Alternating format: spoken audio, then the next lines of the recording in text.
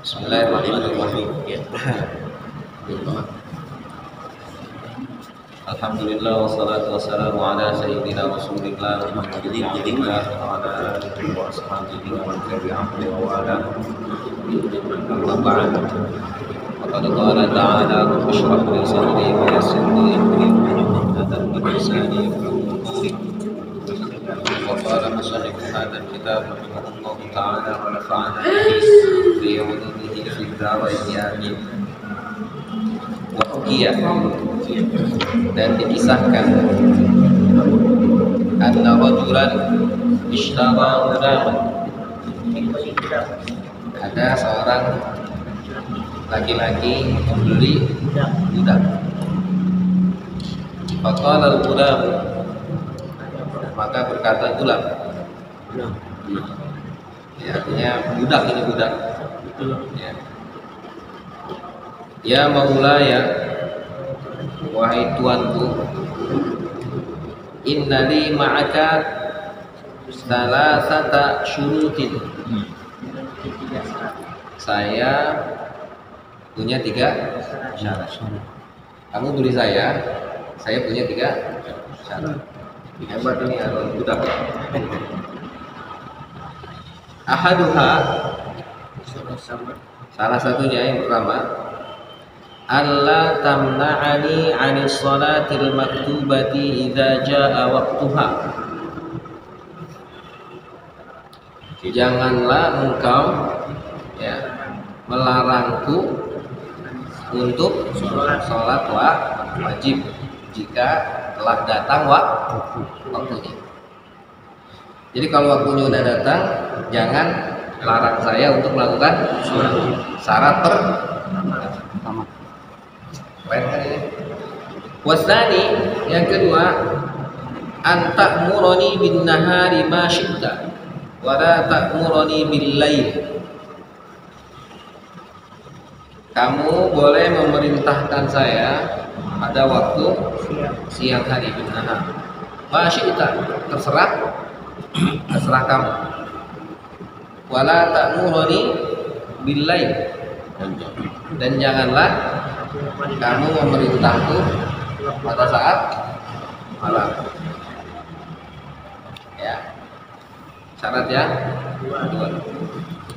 Wasalisu, yang ketiga, antaj'ala li manzilan fi baitik. Kamu menjadikan saya tempat tinggal, rumah. Fi baitik, di rumahmu. La yadkhuluhu ghairi, yang tidak dimasuki oleh siapapun kecuali saya. Punya kamar khusus. Budak. Jadi ketika mau dibeli, maka ada kontrak. Nah, kontraknya syarat ketiga itu. Oke. Hah? Ya kalau beli silakan, kalau enggak usah beli, kan gitu bahasanya kan gitu. Boleh, diperbolehkan dalam fikih. Oh, sah. Ini kan kasarnya sama seperti kita. Ya kalau kita nih, kita kan perbudakan udah nggak ada kan. Jadi ketika kita mau kerja, itu kan sama, ya kurang lebih gitu lah. Gajinya sekian. Ya iya kan, gaji saya sekian, saya sampai jam sekian, kerja jam sekian sampai jam sekian. Istirahat. Kan sama nih kan, kurang lebih. Cuman keseringannya kan ini ya, kalau dalam pekerjaan itu kan kita ngajuin apa namanya, lamaran. Nah setelah itu kan nanti ada apa itu istilahnya interview. Ketika interview kan ngomong pengen gajinya berapa kan gitu kan.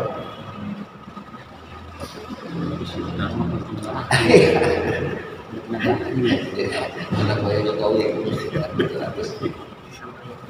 dapat namanya masih apa Pak? Sapian aja. Gede men.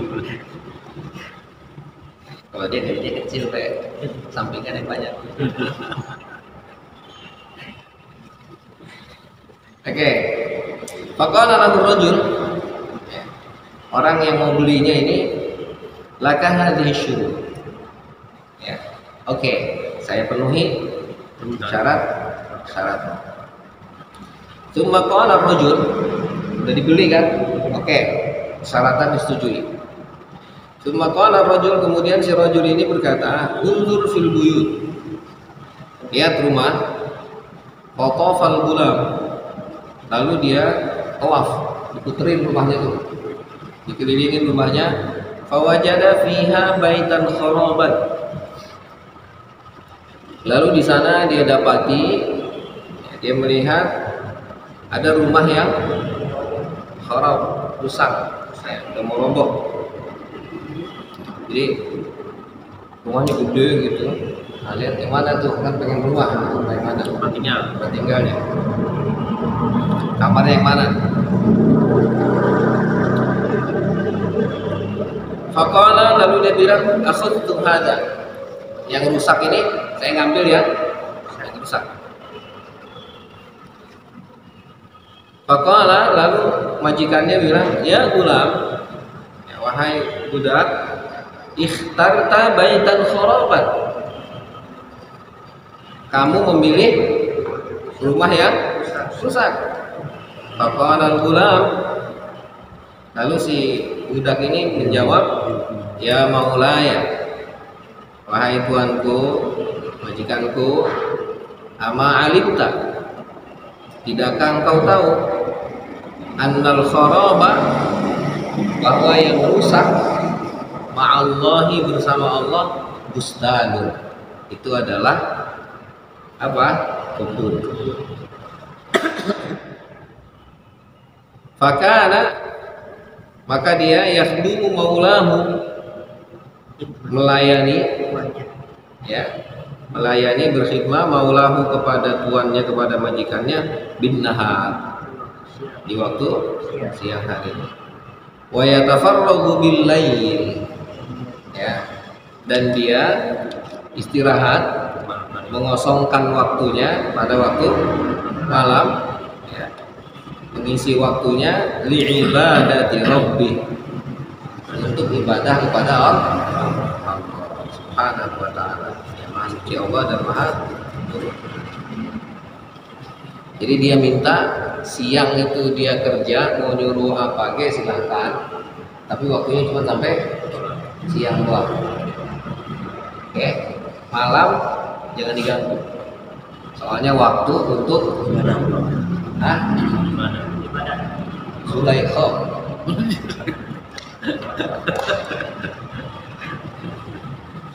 Malam itu waktunya untuk ibadah, nggak boleh diganggu gugat. Jadi malam udah nggak bisa ditelepon, nggak bisa disuruh, ya. Jadi kalau malam itu udah mati HP-nya udah, ya. Yang ada, ya, hanyalah untuk tafarruq. Itu kan, tafarruq itu mengosongkan, ya. Jadi faiza faraghta fansab. Jadi ayat Al-Quran itu luar biasa hebat, ya. Jadi ayat itu ketika bilang faiza faraghta fansab, itu maksudnya faragha itu artinya kosong, habis, selesai. Nah, baru masuk lagi. Jadi ayat Al-Quran itu mengajarkan kita faiza faraghta fansab itu, kamu kalau punya pekerjaan selesaikan dulu sampai tuntas, baru bikin pekerjaan baru. Itu manfaatnya banyak itu. Yang pertama, kita akan fokus kepada pekerjaan kita. Yang kedua, fansab itu nggak pernah kenal lelah. Nanti ketika selesai satu pekerjaan, maka datanglah pekerjaan baru. Jadi nggak ada dalam Islam itu ngajarin ini kerja di sini terima, kerja di sini terima, kerja di sini terima. Nggak ada. Faiza faraghta fansab. Jadi nggak ada juga dalam Islam ketika sudah selesai udah beres kerjaan lo, jangan kerja lagi, enggak, tapi fansab. Bangunlah pekerjaan baru, buatlah pekerjaan baru. Tidaknya ini memiliki manfaat yang apa? Motivasi kuat, ya, terhadap kita umat Islam itu kalau bekerja jangan di sini diterima, di sini diterima, sono terima. Akhirnya ketika dia kerja bingung kan, wah. Gitu. Jadi singgungan-singgungan ayat itu banyak tentang itu. Makanya dibilang nggak akan ada dua Tuhan di alam raya ini kan menggambarkan faiza faruta fansab juga. Artinya ketika ada satu ruang lalu di situ ada dua Tuhan, yang satu perintah ini, yang satu perintah ini, yang mana yang mau diikuti? Nah itu. Siapa yang mau diikuti? Belum lagi pemimpin ini punya tugas ini, dia punya tugas ini, dia punya tugas ini, dia punya yang mana mau dikerjain? Bingung, nggak beres-beres urusannya. Maka harus. Nah iya. Harus dipilih bahasa yang tepat. Ya. Jadi harus, ayo maunya kemana? Yang mana yang mau diikuti? Beresin dulu kan. Satu beres, baru kerjaan baru. Paling tidak ketika ada pekerjaan baru, ini list nanti, ini selanjutnya. Nah ini untuk selanjutnya. Mau ngantri, mau ikutan silakan. Nggak mau, silakan cari yang lain. Saya mau menyelesaikan ini dulu. Jadi ini hebat. Islam itu faiza faruta. Artinya tafarrug itu, maksud saya tafarrug itu dihabiskan sampai selesai.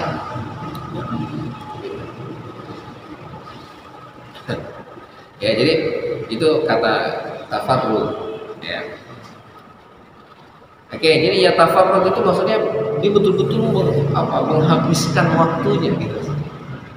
Jadi di malam hari ya tafarrughu ya tafarrughu bil laili li ibadati rabb, itu maksudnya di malam hari itu semua waktunya hanya untuk ibadah Allah aja. Enggak ada lagi. Jadi nanti dia membagi waktunya siang dan malam itu, di waktu siang untuk majikannya, di waktu malam untuk Tuhannya Allah. Oke. Fabainama huwa kadzalik, ketika dia seperti itu, idtafa maulahu dzata lailatin. Lalu majikannya suatu hari, suatu malam, tofa gelilingin fiddari, gelilingin rumah. Kita ngecek malam-malam ini majikannya. Fabalagha hujratan ghulam, sampailah dia ke kamar budak itu. Fa idza hiya munawwaratun, lalu kamar itu bersinar. Ya, kalau orang mah HP kan. HP ini mau belum ada HP ini. Belum ada. Ya. Jadi malam-malam terang banget itu gitu. HP kalau sekarang mah. Dulu mah nggak ada. Ya. Dulu lampu ini aja nggak ada kan. Gitu. Kalaupun ada dulu bahkan lampunya pakai atau minyak tanah, ngebul. Rasain, rasain lampu. Kalau nggak habis pompa. Iya. Iya. Kalau di daerah Cibuntu dulu saya masih kecil, itu rumahnya itu kawan itu ada. Jadi rumahnya pakai apa namanya? Dulu mah enggak kaleng susu. Iya. Atasnya ditaruh ini sumbu. Di bawahnya itu anunya kaleng susunya. Tapi saya pernah minum dari situ, tapi nggak merasa lelah. Enggak masuk. Maksudnya biasa. Kalau sekarang listrik mati kayaknya belakang. Oh, listrik mati sekarang betul-betul. Kerjaan saya dulu itu. Apa? Kerjaan saya kalau sore itu Nyalain lampu. nyalain itu lampu itu. Makanya kata saya, dulu nggak ada lampu begini, nggak ada. Maka dimaksud ini faida hiya munawwaratun. Jadi di Solo ketika si majikannya ngelewatin rumah, ngelewatin kamar atau kamarnya terang. Nah, lah iya kan gitu. Kalau sekarang kan terang nggak ada, karena nggak ada HP, ada lampu kan. Nah, ini nggak terang ini. Apa ini? Wal ghulamu sajidun. Si budaknya lagi sujud. Lagi karena terang kan kelihatan nanti. Sujud. Udah kesini-sininya. Wa ala rasihi kindirun minan nur. Di atas kepalanya ada kindir. Kindir itu tadi lampu apa itu? Lampu tadi itu lampu tempel gitu, atau kayak pokoknya semacam lampu lah begitu ya. Dari cahaya mu'allaqun bainas sama'i wal ardh, yang terikat di antara langit dengan bumi. Coba itu. Jadi ada lampu di atas kepalanya, dia sedang sujud. Dari langit itu lampunya. Lah dari langit, Pak. Wal ghulamu yunaji rabbah, dan si budak ya, yunaji rabbah, apa, meminta, memanggil ya, membisikkan ya kepada Tuhannya, wa yatadarra ya. Dan kemarin kita cerita ya, tadarru itu sujud, minta, ngadu, curhat gitu. Wa yaqul, nah di sana doa tuh dia. Apa doanya? Ilahi, wahai Tuhanku. Majikannya nggak denger ini, kedengeran dong majikannya ya. Ilahi, wahai Tuhanku, aujabta alayya haqqa maulaya, engkau telah mewajibkan kepadaku hak atau kewajiban ya majikanku. Oke. Wa khadamtuhu bin nahr, dan saya telah melayaninya pada waktu siang. Walau ladzalik, kalau bukan karena itu, mashtaghaltu laili wala nahari, saya tidak akan menyibukkan malam dan saya tidak akan menyibukkan siang hari saya illa bi khidmatik, kecuali untuk khidmat, untuk melayani engkau ya Allah. Fa'dzirni ya Rabbi, ampuni saya ya Allah. Ya Allah, di siang hari engkau mewajibkan saya ya, karena saya budak, engkau jadikan saya sebagai budak dan dibeli oleh orang, dan saya harus melayani orang. Maka itu adalah kewajiban yang engkau perintahkan kepada saya, dan saya harus melayani orang itu. Kalau bukan karena itu, saya akan menyibukkan malam saya, bahkan siang saya gitu, hanya untuk apa? Menyembah, hanya untuk khidmah kepadamu, hanya untuk ibadah kepadamu. Maka dia minta maaf, maafin saya. Padahal itu perintah siapa? Nah, ini yang kemarin saya bilang. Meskipun kita sudah melakukan kewajiban, ya, namun tetap aja dari kita harus tumbuh apa? Istighfar, harus tumbuh minta maaf. Kenapa? Karena dia penilaian kita dengan penilaian Tuhan atau penilaian orang lain itu beda.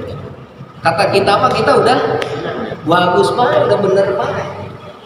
Tapi belum tentu kata Allah, kata orang yang menilai kita aja belum tentu. Kata kita mau bini kita udah sayang banget, udah semua kita kasih buat dia, kasarnya sebelum terima baik. Kata dia masih, itu apa di kantong, masih di kantong saya kasihin semua gitu. Masih ada yang belum dikasihin juga, kata dia, padahal udah habis, dibuka semuanya tuh udah kagak ada apa-apa gitu. Kenapa? Dikarenakan penilaian kita dengan penilaian orang berbeda. Maka kita sebagai orang yang tadi lemah, orang yang nggak mampu, apalagi di hadapan Allah, kita bilang maafin. Ada kesalahan yang saya lakukan. Entah di mana, Allah alam. Lambat laun nanti Allah akan tuntun kita. Allah kasih tahu kita kekurangan kita di sini. Ini yang harus kamu penuhi. Jadi orang itu tahu kelemahannya itu lebih baik daripada orang yang nggak tahu kelemahannya. Sulit. Kenapa? Dikarenakan orang yang tahu kelemahannya itu ternyata dalam Islam itu, dengan tahunya kelemahan dia, justru disitulah mutu dan apa kebaikan, mutu dan bahasanya apa, kelebihan dia itu di situ. Jadi kelebihan seseorang hamba di mata Allah itu ketika hamba itu tahu kekurangan dirinya. Semakin dia tahu kurang dirinya, maka semakin kelebihan dan keutamaan itu akan dia dapat. Semakin dia rendah di hadapan Allah, semakin dia tinggi di mata Allah. Itu hebatnya. Ya. Makanya akhirnya ada istilah yang ma'ruf dalam Islam itu, man 'arafa nafsahu 'arafa rabbahu. Artinya man 'arafa nafsahu 'arafa rabbahu itu ada yang ditafsirkan secara singkatnya, orang yang kenal kekurangan dirinya, orang yang tahu bahwa dirinya nggak mampu, maka dia akan tahu Allah yang maha mampu. Menutupi kekurangannya. Nah iyalah. Jadi bukan berarti kita ini sempurna, nggak punya kekurangan, lalu siapa? Untuk apa kita minta tolong kalau kita sempurna? Maka ketika kita sadar bahwa kita semua kekurangan, nggak punya kelebihan, semuanya kurang, semuanya lemah, maka akhirnya ada zat yang maha kuat, ada zat yang maha hebat yang selalu memberikan pertolongan, nggak pernah henti untuk memberikan pertolongan. Akhirnya Rasulullah ngajarin la haula wa la quwwata illa billah. Itu. Jadi selalu kekurangan saya, ini adalah kesalahan saya. Ya. Nah, jadi si budak ini ya minta ampun ke Allah padahal dia melakukan apa? Perintah Allah. Tapi ternyata ini wa maulahu yanzuru ilai. Ya, majikannya melihat ya peristiwa itu dan mendengar apa yang dibacakan oleh budaknya itu.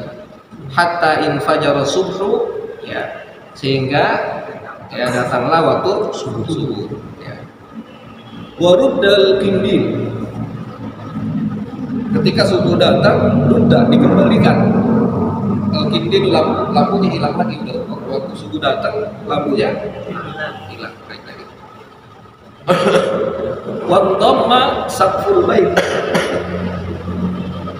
Dan atap rumah menyatu kembali.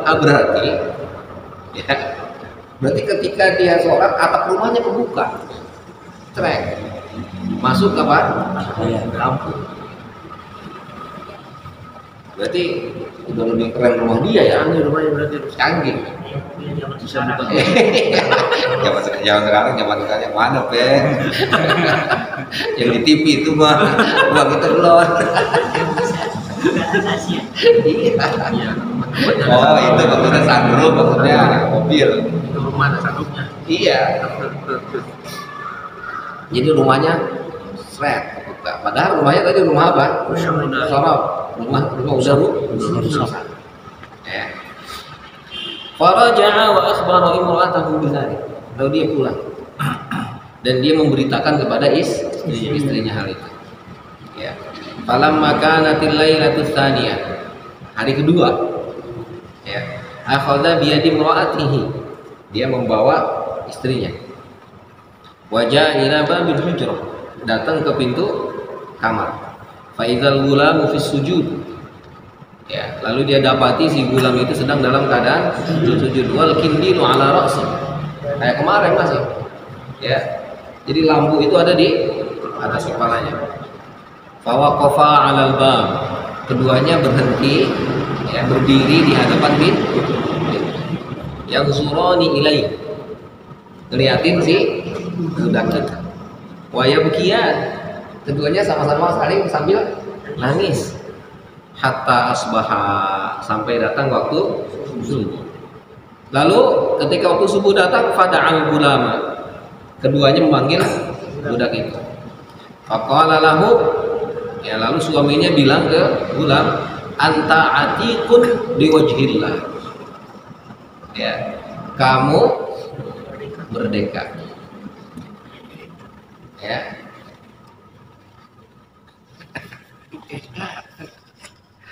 Kamu bebas. Sudah nggak jadi budak lagi hati. Ya. Makanya kemarin kan kalau ingat ya, urutan ternyata rahasianya itu kenapa Ramadan itu pertama awaluhu rahmah, awsatuhu maghfirah, akhiruhu apa? Itqun minan nar.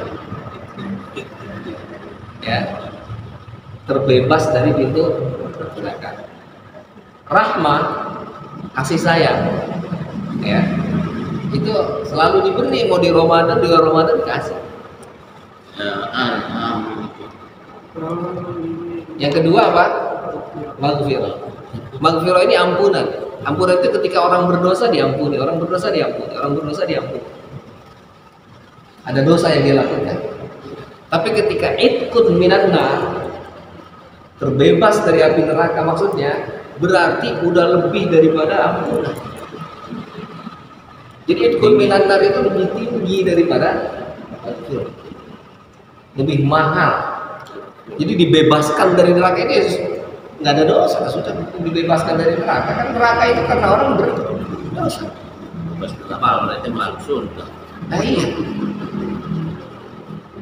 Artinya pembabakan ini ingin menunjukkan kualitas hadiah yang dipersembahkan itu tinggi ya, makin tinggi makin tinggi.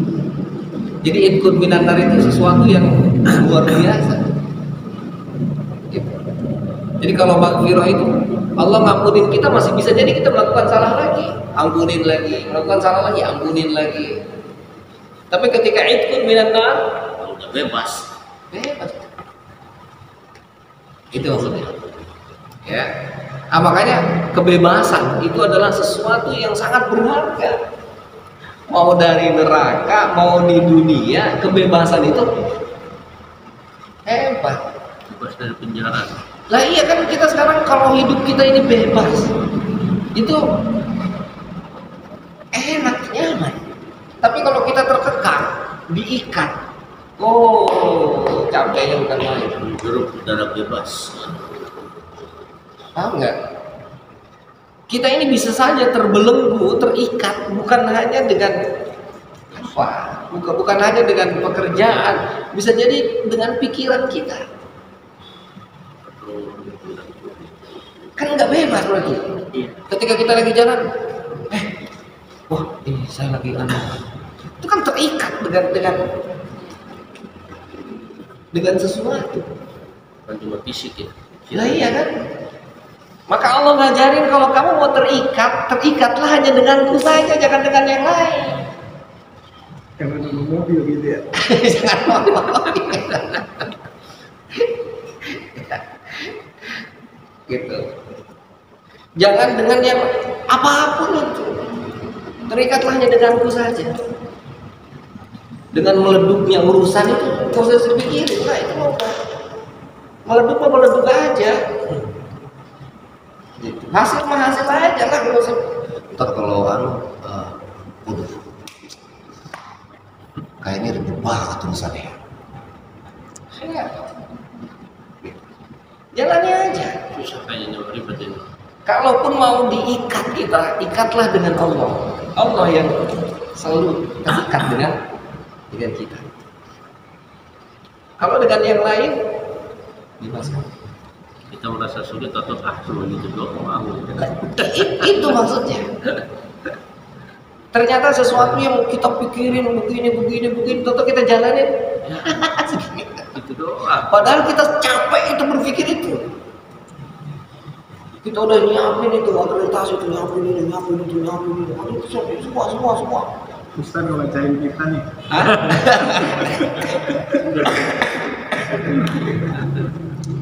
Lah iya, pas udah pelaksanaannya, ya tadi itu doang katanya, yang ini nggak ditanya gitu kan. Tapi kita kalau tadi terikat itu nggak bisa tidur, pada puyeng segala macam udah. Itu pun kita menghadap orang, atau orang ngomong ini, kayaknya orang ngomong ini. Lah iya, padahal orang itu orang. Gitu. Tapi kita, nah itulah artinya kita ini harus berkaca gitu. Seharusnya kita terikat kepada siapa? Kalau yang lain bebas-bebas saja. Tapi meskipun bebas-bebas saja tetap akhlak itu dijaga. Bukan berarti bebas-bebas saja orang kita rendahkan, orang nggak kita hormati, bukan itu maksudnya. Jadi bebas-bebas saja artinya tetap penghormatan segala macam itu ya karena itu akhlak. Jadi arti akhlak itu apa? Perilaku yang dilakukan tanpa difikirkan itu akhlak. Namanya akhlak itu. Jadi kalau sesuatu yang dipikirin, sesuatu yang direkayasa itu bukan akhlak namanya. Penipuan. Nggak asli. Enggak asli. Semua harus hormat. Iya. Wajib. Tamu datang ke rumah, yang teman biasa datang, dengan yang datangnya adalah pimpinan. Ketika dia datang ke rumah kita, kalau pimpinan yang datang rumahnya dirapihin, dibersihin, segala macam disiapin ini, siapin itu bukan akhlak. Kenapa? Karena dineka biasa. Tapi ketika temannya datang ke rumahnya, rumahnya berantakan santai ya, jadi kasih air juga kagak, lu ngambil air kalau dewek dan akhlaknya berarti itu yang akhlaknya. Paham nggak? Iya. Kalau pimpinan sampai ini Kalau akhlak dia seperti layaknya kepimpinan kepada siapapun dia begitu, akhlak itu akhlaknya berarti yang benar yang itu asli gitu. kalau pimpinan doang. Tapi kalau pimpinan doang sama ini enggak, berarti yang benar ya, yang biasa-biasa aja. Itu akhlak, sesuatu yang dilakukan tanpa dipikirkan. Karena maksudnya ketika kita terbebas dari apapun, bukan berarti kita nggak boleh, bukan berarti kita tidak menghargai, tidak menghormati orang, bukan itu. Tetap penghormatan dan lain sebagainya kita berikan. Kita terikatnya hanya dengan Allah saja. Maka ketika terkait dengan kebebasan, itu adalah sesuatu yang sangat mahal. Ketika sudah nggak jadi karyawan itu bebas kan? Pagi-pagi mau ke masjid, mau ikut ngaji, mau ngapain aja nyantai aja. Tapi ketika harus begini, buru-buru, itu kan terikat itu. Gitu.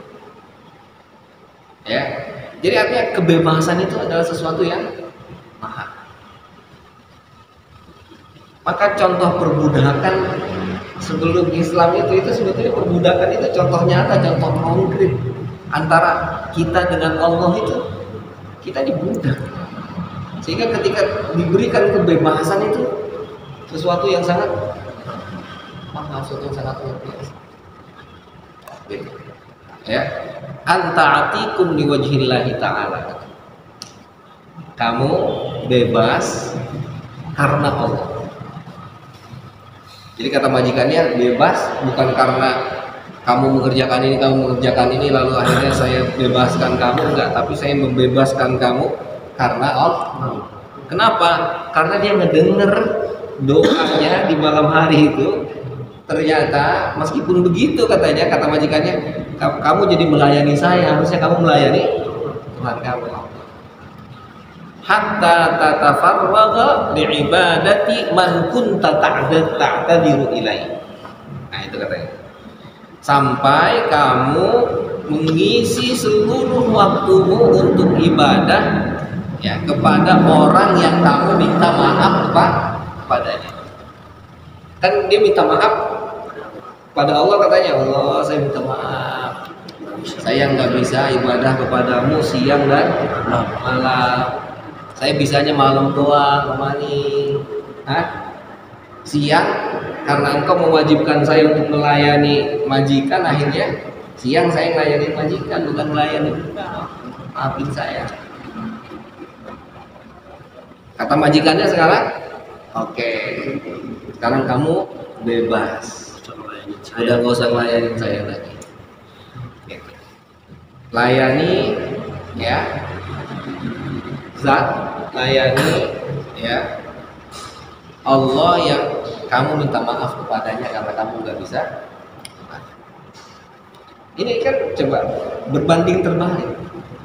Ketika kita jadi kacung orang, ya kita jadi sama orang ngerendah, kita sama orang pengen dilihat, itu semakin diinjak kalau orang. bukan malah diangkat sama dia, nggak diinjek sama dia. Tapi kalau kita merendah di hadapan Allah, kita merasa lemah di hadapan Allah, Allah akan memberikan kita kekuatan yang sangat dahsyat. Ceritanya lain. Lain akan selalu terjadi sebaliknya. Kita takut sama harta kita habis, oke? Semakin habis. Semakin habis. Minta duit begini, ntar kesini habis, makin habis itu. Tapi ketika kita berpegangnya ke Allah, bukan ke situ, nggak pernah kurang, selalu nambah. Sedekahnya banyak terhabis. Yes, semua sudah digariskan. Jadi ketika kita sudah bersama dengan Allah, maka nggak ada yang berkurang lagi. Ini hebatnya. Ini terbukti kan? Ketika dia di depan Allah minta maaf, ternyata sama Allah malah diangkat, Dibebasin. bebas. Farafa'al gulamu yadaihi ila sama. Ketika dibebaskan, ya, dia mengangkat, budak ini mengangkat kedua tangannya ke langit. Apa doanya? Ya sahibas sirri, wahai pemilik rahasia, inna sirra qad zahara. Rahasia sudah tampak, udah gak kelihatan lagi rahasianya. Wahai pemilik rahasia, rahasianya udah kebuka, udah kelihatan. Wala uridu hayati ba'da mashtahara. Hebat kan? Saya tidak menginginkan hidup saya setelah terkenal, setelah rahasia terungkap. Saya udah gak pengen hidup lagi, udah ketahuan sih.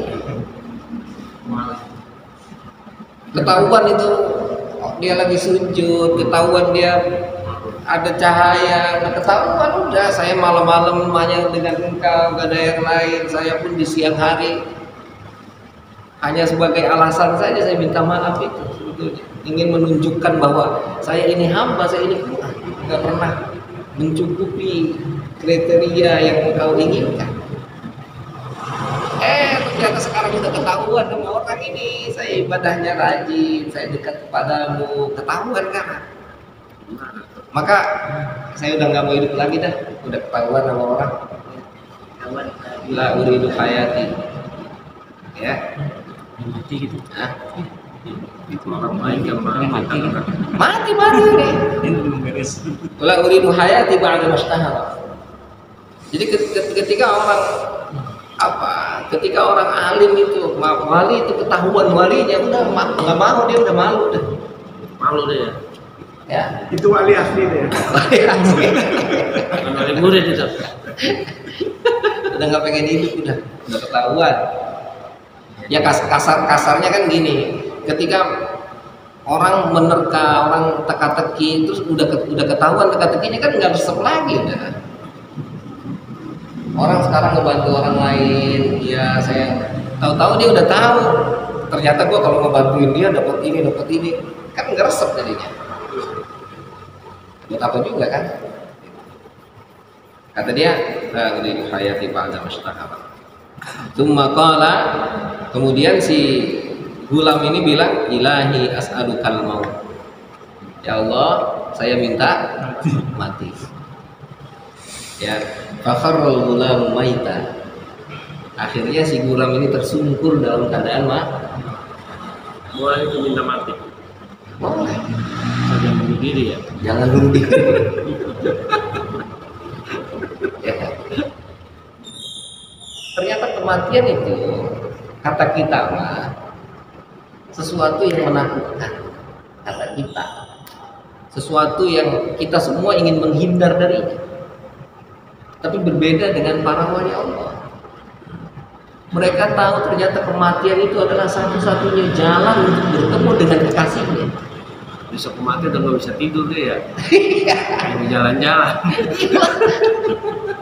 Iyalah. Kita besok mati makin takut udah. Aduh. Para kekasih Allah itu tahu jalan ketemu Allah tuh nggak ada lagi selain mati, nggak ada. Jalan-jalan. Ya, Kayak nggak bisa tidur. lah iya. Kita mau umroh aja malam-malam udah nggak bisa tidur, itu dari sore.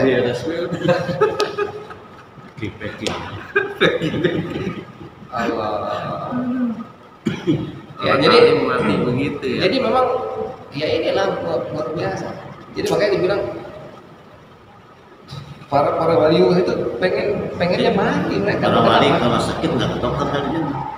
Ya itu kan saya bilang, meskipun dia ke dokter bukan dokter yang dijadikan sebagai padanannya, sebagai penyembuh. Dokter mah cuma kalau bahasa kasar kita bilang kamuflase aja.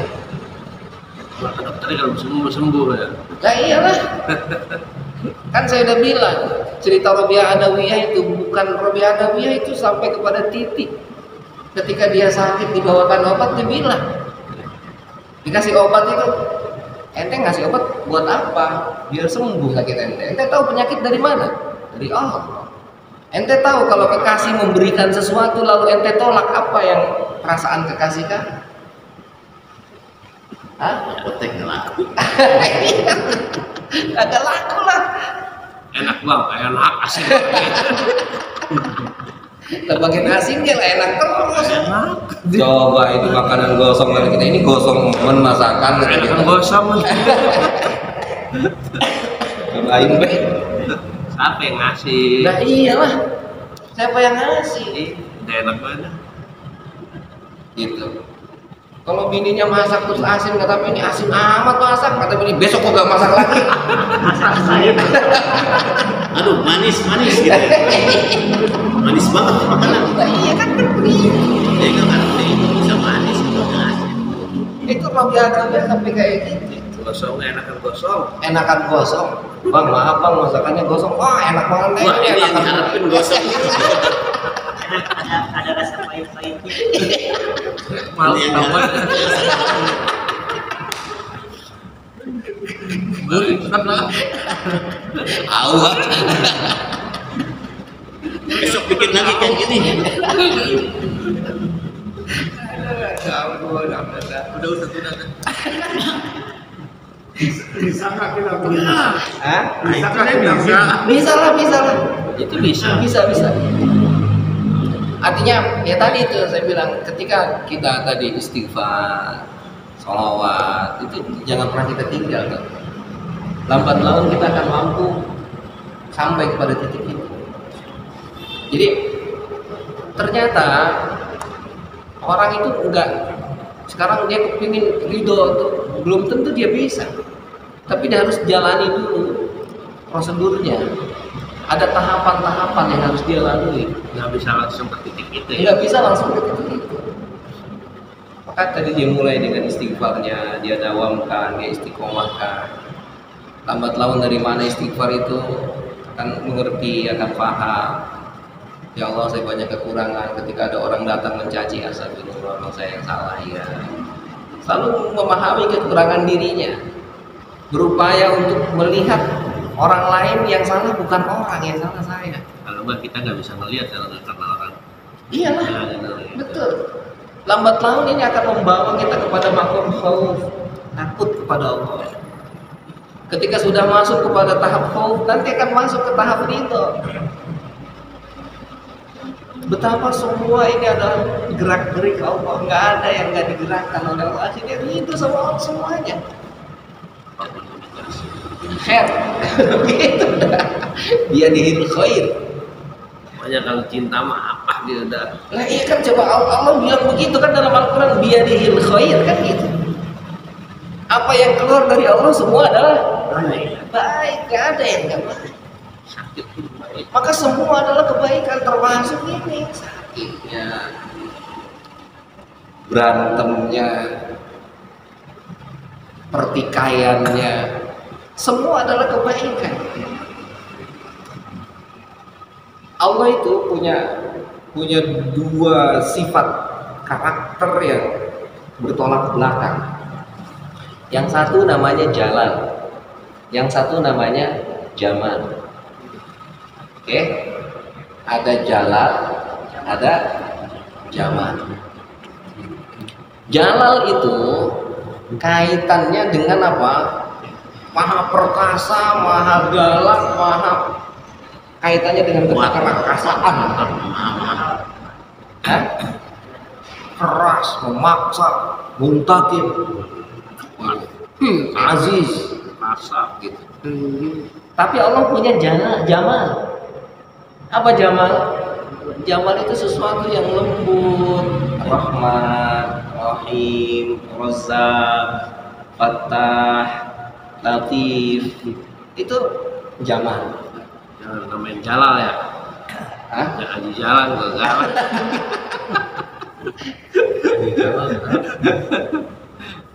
Ternyata jalalnya Allah itu untuk menunjukkan jamalnya. Begitupun jamalnya, ternyata di belakang jamal ada jamal. Maka ketika kita tertimpa musibah, itu berarti kaitannya dengan apa? Jalal kan? Allah Maha memaksa kita untuk terima itu. Tapi ternyata di balik jalal itu pasti ada jamal. Makanya Allah itu punya jalal, tapi yang sampai ke kita itu jamal. Bisa tapi kita jamal. Coba itu. Ya. Rasulullah itu oleh Allah dikasih jalal, tapi ternyata yang keluar ke umatnya itu adalah jamal. Gitu. Maka ketika musibah yang tertimpa, selalu kita katakan pasti ada hikmah di balik itu. Pasti ada. Baik.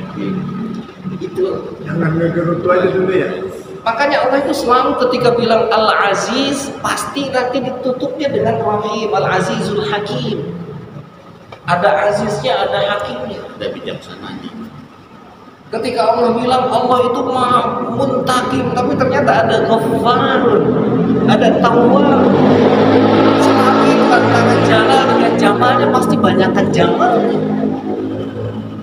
Maka inilah rahasia kenapa Al-Quran itu dimulai dengan Bismillahirrahmanirrahim, untuk menunjukkan ternyata jamal Allah itu lebih didahulukan ketimbang jalal.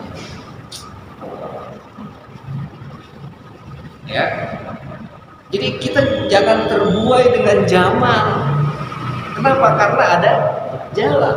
Lalu kita pun jangan takut ketika jalal itu keluar. Kenapa? Karena di belakang jalal ada jamal. Kita maka ya ini kalau turun ke makhluknya, ya itulah kita lihat bisa ada orang yang dikasihnya jalal doang. Maka ketika ngelihat orang lagi ngomel, orang lagi marah, oh itu sifat jalalnya. Kalau ada zaman. Ya entah kapan itu loh. Ntar ada jamalnya ya, cuma kapan Allah alam. Bisa jadi dikasihnya cuma jalal doang. Gitu. Nah iya kan? Ada orang yang jamal doang, nggak punya jalal. Ya karena makhluk ini nggak sempurna kan. Ya artinya kita selalu melihat ini semua nggak ada yang keluar dari jalal dan jamal Allah. Maka ketika ada orang marah itu bukan orang ini. Jalal. Ketika melihatnya Allah kasih jalal. Bilang jalal. Ya, maka nggak ada yang nggak Allah, nggak ada. Biyadihil khair, semuanya adalah kebaikan. Nah makanya orang alim, wali, mereka sudah kenal kekasihnya, udah kenal Allah. Yang dia inginkan adalah ketemu. Maka akhirnya mati itu satu-satunya jalan untuk ketemu Allah. Kalau mati nggak bisa ketemu. Iyalah. Takut. Kita bulan. Hah? Tapi ada yang dari duluan.